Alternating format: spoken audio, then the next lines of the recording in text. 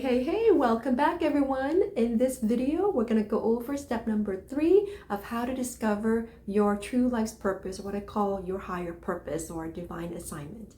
If you haven't watched step number 1 or number 2, make sure to do so because that's so foundational. It covers like the 3 key things that you need to keep in mind as you're going through the process of discovering your higher purpose or your true life's purpose.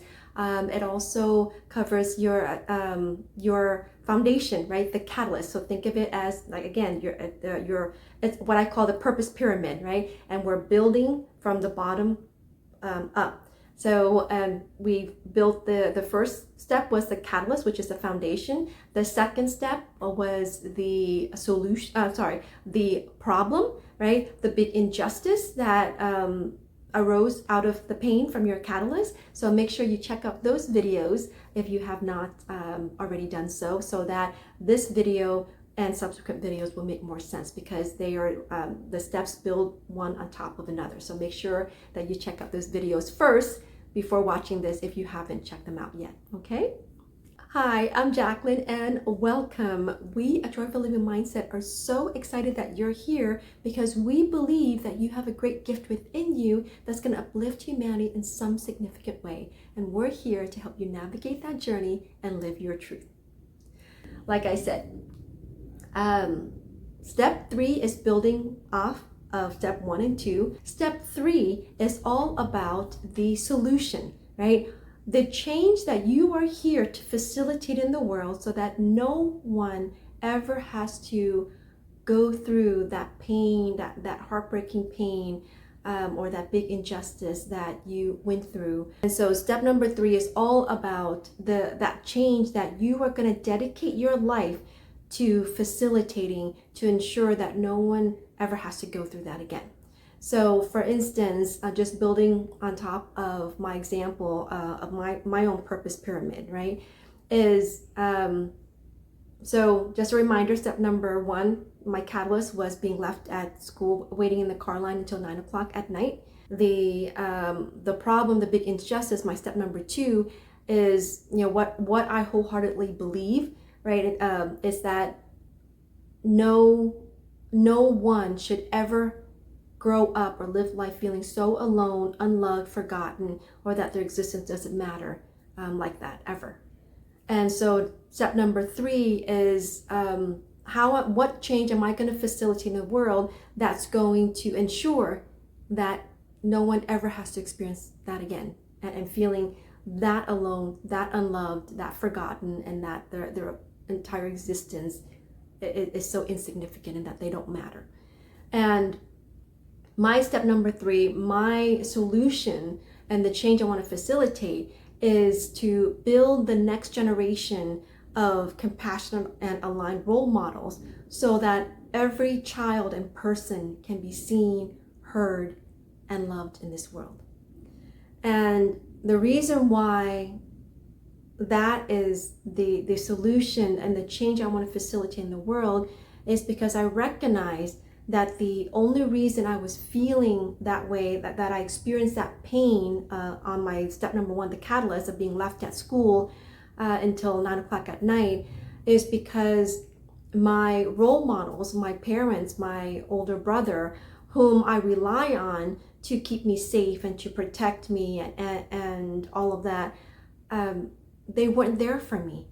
And it was my awareness now in the present state, in my evolved present state of the awareness, the knowledge, the wisdom, and everything that I know now looking back, is that if I could help build the next generation of compassionate aligned role models who are always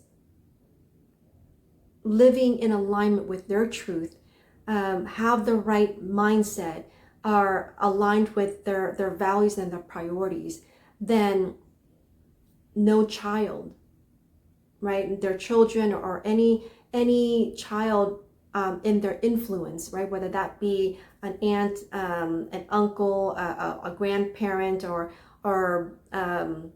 sibling, or anyone, no one would have to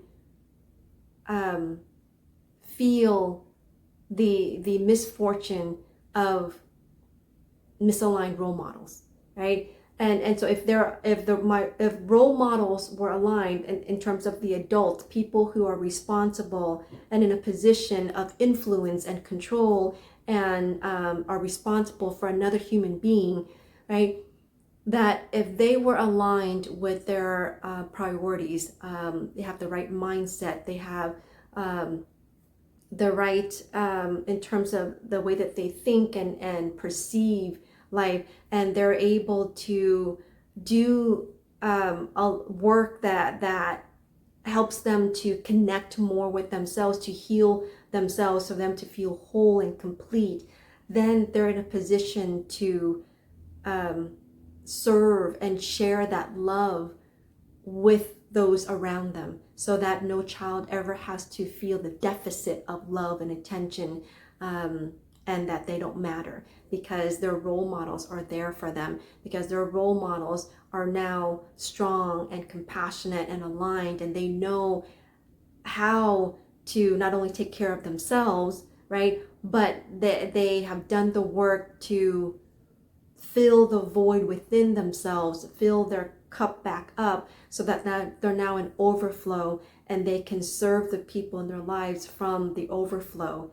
And there's just an abundance of love and joy that comes from that, and that the children in their influence and in their realm of influencing and authority or responsibility can benefit from that, and can feel their love, can feel their presence, can feel their guidance, and not feel so alone and unloved and forgotten, and that their existence doesn't matter. So that is my version in terms of my solution, like the change that I am committed and dedicating my life to do, so that no child ever has to experience what I went through when at 13 or 14 years old, being left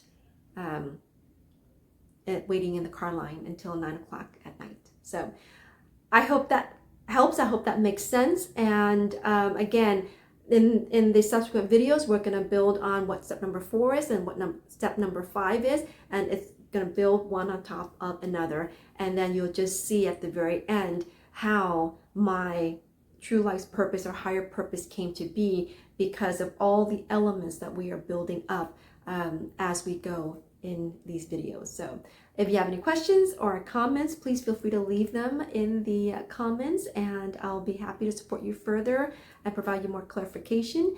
But until next time, thanks for watching, and I'll see you in the next video. Bye for now.